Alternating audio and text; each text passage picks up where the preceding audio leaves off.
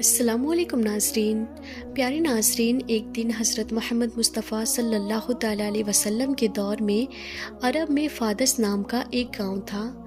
اس گاؤں میں رقانہ نام کا ایک مشہور پہلوان رہتا تھا جو بہت ہی طاقتور اور وشال شریر والا تھا۔ اس زمانے میں رقانہ کو سب سے بلشالی انسان مانا جاتا تھا کیونکہ کشتی میں کوئی بھی اس کے سامنے ٹک نہیں پاتا تھا۔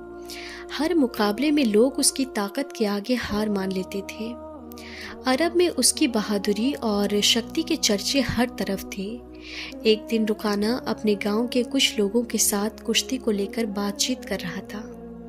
تبھی وہاں ایک اجنبی آیا۔ اس نے سبھی کو سمبودھت کرتے ہوئے کہا کہ کیا تم لوگوں کو پتہ ہے کہ مکہ میں ایک نبی تشریف لائے ہیں؟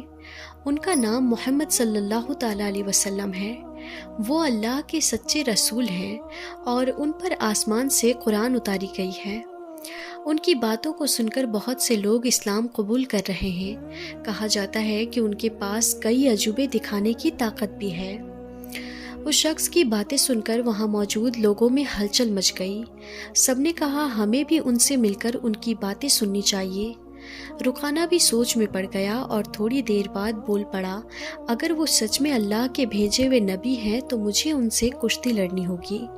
اگر میں نے انہیں ہرا دیا تو ثابت ہو جائے گا کہ وہ صرف ایک عام انسان ہے۔ یہی سوچتے ہوئے رقانہ پہلوان اپنے گھر لوٹ آیا۔ اس کا ایک بیٹا تھا جس کا نام یزید تھا۔ وہ بھی اپنے پتا کی طرح بہت طاقتور تھا اور اس نے کبھی کسی مقابلے میں ہار نہیں مانی تھی۔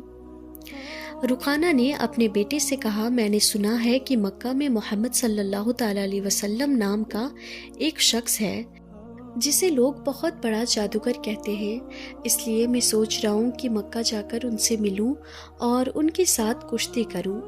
رقانہ کی یہ بات سن کر اس کا بیٹا یزید بولا، بابا میں بھی آپ کے ساتھ مکہ جاؤں گا، میں بھی دیکھنا چاہتا ہوں کہ وہ واستو میں کون ہے۔ کچھ دنوں بعد رقانہ اور اس کا بیٹا یزید حضرت محمد مصطفیٰ صلی اللہ تعالیٰ علیہ وسلم سے ملنے کے لیے مکہ کی اور روانہ ہو گئے۔ لمبا سفر طے کرنے کے بعد تپتے ریگستان کو پار کر کے وہ آخر کار مکہ پہنچ گئے۔ لیکن مکہ پہنچتے ہی رقانہ نے محسوس کیا کہ اس کے دل میں ایک عجیب سی شانتی سما گئی ہے۔ اسے یہ بھی محسوس ہوا کہ مکہ کے لوگوں کے چہرے پر ایک الگ ہی رونق ہے۔ ایسا لگ رہا تھا جیسے اس شہر کا ماحول کسی اللہ کی رحمت سے مہکا ہوا ہو۔ مکہ کی فضا دیکھ کر رقانہ نے اپنے بیٹے سے کہا، بیٹے یزید، مجھے لگتا ہے کہ یہ جگہ بہت خاص ہے، میں اپنے اندر ایک انوکھی سکون محسوس کر رہا ہوں۔ یزید نے بھی سر ہلاتے ہوئے کہا کہ بابا مجھے بھی ویسا ہی محسوس ہو رہا ہے۔ ایسا سکون اور ایسی خوشنما ماحول میں نے پہلے کبھی نہیں دیکھا۔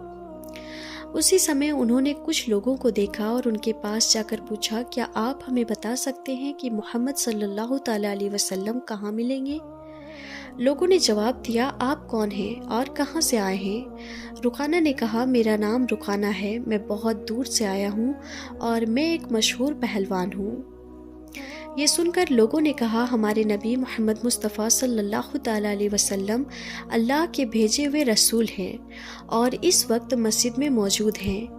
یہ سن کر رقانہ اور یزید مسجد کی اور بڑھ گئے۔ جب وہ مسجد میں داخل ہوئے تو انہوں نے دیکھا کہ ایک بزرگ شخص شانت اور نورانی چہرے کے ساتھ بیٹھے تھے۔ ان کے چہرے پر ایک ایسی مسکان تھی جو دل کو سکون دینے والی تھی۔ ایسا لگ رہا تھا جیسے وہ سبھی کا سواگت کر رہے ہوں۔ رقانہ نے غور سے دیکھا اور سمجھ گیا کہ یہ وہی شخص ہیں جن کے بارے میں اس نے سنا تھا۔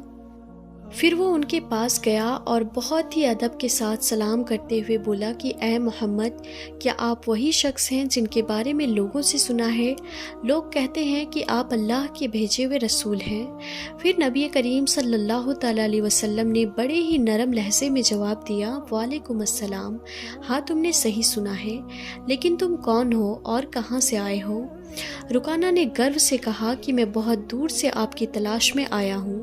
میرا نام رقانہ ہے اور میں اس دور کا سب سے طاقتور پہلوان ہوں۔ اب تک میں نے کبھی کسی کشتی میں ہار نہیں مانی۔ رسول پاک صلی اللہ تعالیٰ علیہ وسلم نے مسکراتے ہوئے کہا کہ رقانہ پہلے بیٹھو، پھر ہم باتیں کریں گے۔ رقانہ سوچنے لگا کہ یہ شخص مجھ سے آخر کیا باتیں کرنا چاہتا ہے۔ تبھی حضرت محمد مصطفیٰ صلی اللہ تعالیٰ علیہ وسلم نے اس سے بڑی ہی نرمی سے کہا کہ رکانہ، اللہ سے ڈرو، تمہارے جسم میں جو طاقت ہے وہ اسی اللہ نے دی ہے جس نے تمہیں اتنا بڑا پہلوان بنایا ہے۔ اسی اللہ کے آگے سر جھکاؤ، اسی پر ایمان لاؤ اور مجھے اس کا رسول مانو۔ رکانہ نے حیرانی سے کہا کہ اے محمد، تم کیا کہہ رہے ہو؟ میں تو یہاں صرف کشتی لڑنے آیا ہوں۔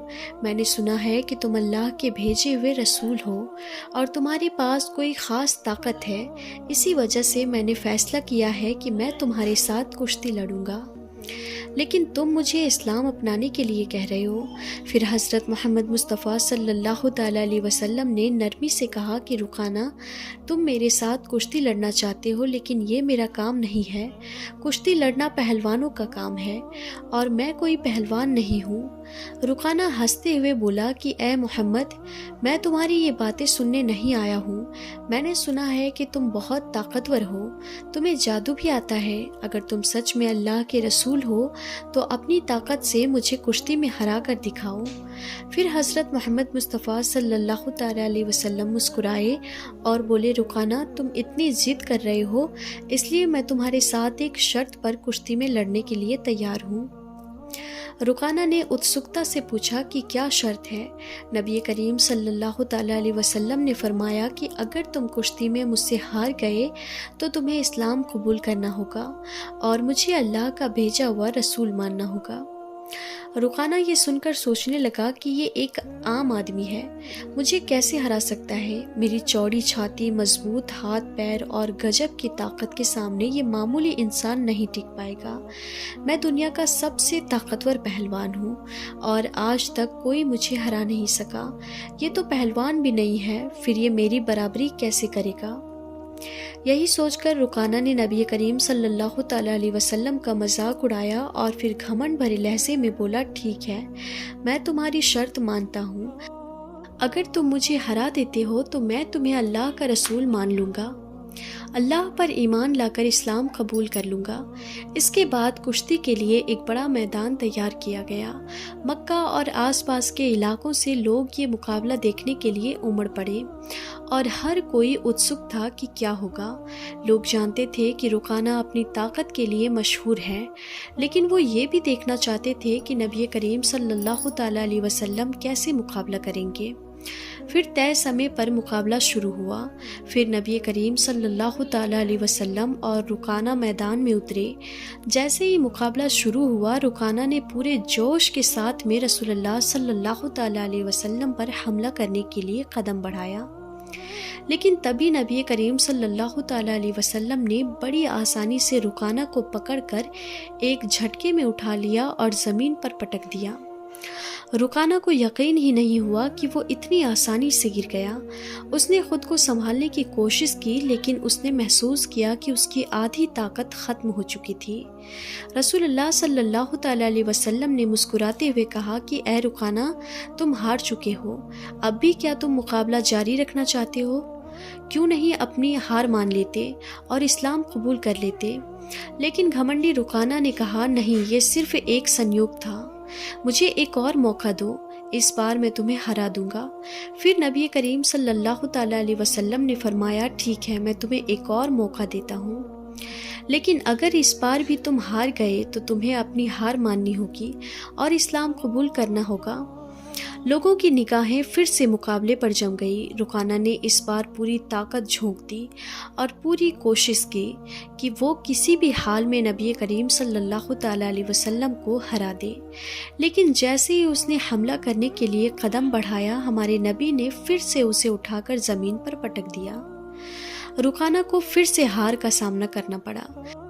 رسول اللہ صلی اللہ تعالیٰ علیہ وسلم نے کہا کہ اے رکانہ، اب بھی کیا تمہیں یقین نہیں ہوا؟ مان لو کہ اللہ نے مجھے سچائی کے ساتھ بھیجا ہے، اب بھی وقت ہے، ایمان لے آؤ۔ لیکن رکانہ کا اہنکار اسے ہار ماننے نہیں دے رہا تھا۔ وہ اپنے من میں سوچ رہا تھا کہ میں نے کبھی کسی سے کشتی میں ہار نہیں مانی، پھر یہ کیسے سمبھو ہے کہ میں کسی ایسے انسان سے ہار جاؤں جو پہلوان بھی نہیں ہے؟ اس لیے اس نے پھر سے نبی پاک صلی اللہ تعالیٰ علیہ وسلم سے کہا کہ مجھے ایک آخری موقع دو۔ اور ہمارے نبی تو رحمت للعالمین ہیں۔ انہوں نے پھر سے اسے موقع دیا۔ تیسری بار مقابلہ شروع ہوا۔ اس بار رکانہ نے اپنی پوری طاقت لگا دی، لیکن جیسے ہی وہ حملہ کرنے کے لیے آگے بڑھا، نبی کریم صلی اللہ تعالیٰ علیہ وسلم نے اسے پھر سے اٹھا کر زمین پر پٹک دیا۔ اب رکانہ اٹھنے کی کوشش کر رہا تھا، لیکن اس کی طاقت جواب دے چکی تھی۔